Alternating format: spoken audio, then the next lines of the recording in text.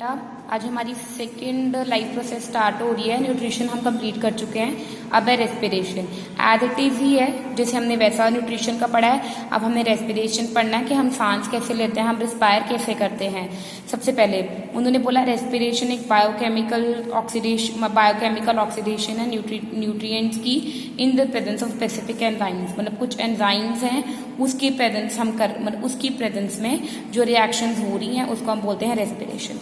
होता कैसे है, जो हम खाना खाते हैं और जो बाहर से हम लोग ऑक्सीजन ले रहे हैं, ठीक है, खाना हमने खाया, बाहर से जो हम ऑक्सीजन ले रहे हैं वो किस में कन्वर्ट हो रहा है, कार्बन डाइऑक्साइड में। कार्बन डाइऑक्साइड हम क्या कर रहे हैं, बाहर हवा में दे जा रहे हैं ना, बाहर दे रहे हैं, एक्सहेल कर रहे हैं। वाटर एंड एनर्जी हम लोग खुद एक्वायर कर रहे हैं, ठीक है। जो सब्सटेंसेस और ये ब्रेक डाउन हो जाते हैं ड्यूरिंग रेस्पिरेशन, उसको रेस्पिरेटरी सब्सटेंसेस बोला जाता है। फिर हमारे पास दो तरह की रेस्पिरेशन हैं। पहली होगी एरोबिक रेस्पिरेशन। एरोबिक रेस्पिरेशन वो वाली होती है जो इन द प्रेजेंस ऑफ ऑक्सीजन हो, ठीक है। जो इन द प्रेजेंस ऑफ ऑक्सीजन होती है वो क्या होती है, एरोबिक रेस्पिरेशन। अब एरोबिक रेस्पिरेशन में क्या होता है, ये देखो ग्लूकोज है, ग्लूकोज के 6 कार्बन मॉलिक्यूल्स हैं। मतलब ग्लूकोज के हमारे पास 6 कार्बन मॉलिक्यूल्स होते हैं, मतलब 6 ये इस तरह, ठीक है। 6 कार्बन हो गए, ये साइटोप्लाज्म में रिएक्शन हो रही है। ग्लूकोज किस में टूट रहा है, पायरोवेट में टूट रहा है, प्लस एनर्जी में से कितने रह गए, 6 से 3 आ गए। फिर उन्होंने बोला इन द प्रेजेंस ऑफ ऑक्सीजन जो हम बाहर से ले रहे हैं अब ये पहली होगी रिएक्शन साइटोप्लाज्म में, दूसरी रिएक्शन होगी माइटोकॉन्ड्रिया में, वो किस में कन्वर्ट हो रही है, कार्बन डाइऑक्साइड में, वाटर में, और हमारे पास एटीपी मॉलिक्यूल्स बन रहे हैं। हमने पढ़ा एटीपी क्या होता है, एडिनोसिन ट्राइफॉस्फेट, जो हमें एनर्जी प्रोवाइड करता है, ठीक है।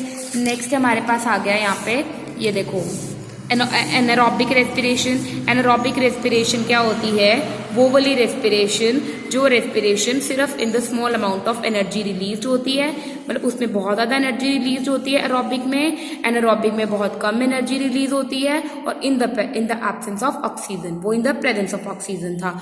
अगर हम इन दोनों की डिफरेंस की बात करें तो डिफरेंस देखो बेटा, एरोबिक क्या हो गया, इन द प्रेजेंस ऑफ ऑक्सीजन और लार्ज अमाउंट ऑफ एनर्जी निकल रही है। एनारोबिक में एक तो एब्सेंस ऑफ ऑक्सीजन और स्मॉल अमाउंट ऑफ एनर्जी निकल रही है। इसमें हर एक ग्लूकोज मॉलिक्यूल जो है वो 38 मॉलिक्यूल्स ऑफ एटीपी रिलीज करता है, और इसमें क्या करता है, सिर्फ 2 मॉलिक्यूल्स ऑफ एटीपी रिलीज होता है। फिर उन्होंने बोला ये पहली रिएक्शन साइटोप्लाज्म में, फिर माइटोकॉन्ड्रिया में होता है, ये कल्ली साइटोप्लाज्म में होता है, ठीक है। ये तुम्हारे पास एक वो तुम्हारी बुक में भी दे रखा है, ये देखो ग्लूकोज कैसे टूटता है इन वेरियस पाथवे।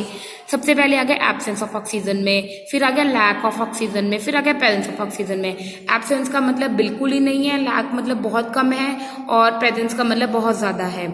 अब क्या होता है यहाँ पे, हमारे पास क्या है, ग्लूकोज है, ग्लूकोज के 6 कार्बन मॉलिक्यूल्स हैं। साइटोप्लाज्म में रिएक्शन होगी, पायरोवेट में टूट गया, 3 मॉलिक्यूल प्लस एनर्जी रह गई। अब जो पायरोवेट आ गया उसको भी आगे 3 तरह में है। पहली रिएक्शन यीस्ट में होती है, अगली मसल सेल्स में होती है, उससे नेक्स्ट माइटोकॉन्ड्रिया में होती है।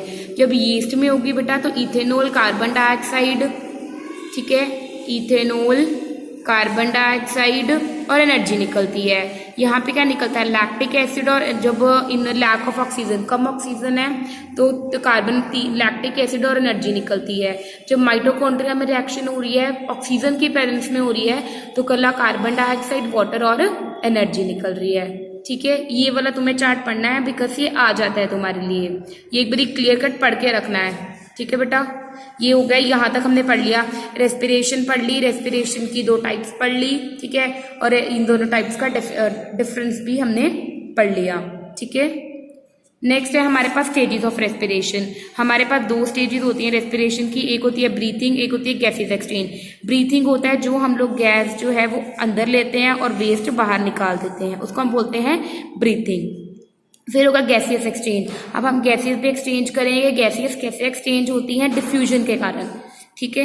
डिफ्यूजन के कारण जो है वो गैसेस एक्सचेंज करती हैं, और स्टोमेटा के कारण गैसेस प्लांट्स में एक्सचेंज करती हैं, और डिफ्यूजन के कारण गैसेस ह्यूमन बीइंग में एक्सचेंज करती हैं। ये था एक्सटर्नल रेस्पिरेशन। एक होता है इंटरनल रेस्पिरेशन। इंटरनल रेस्पिरेशन वो होता है जब आर्टेरियल ब्लड और ब्लड सेल्स के बीच में रेस्पिरेशन होती है, ठीक है, उसको हम बोलते हैं इंटरनल रेस्पिरेशन।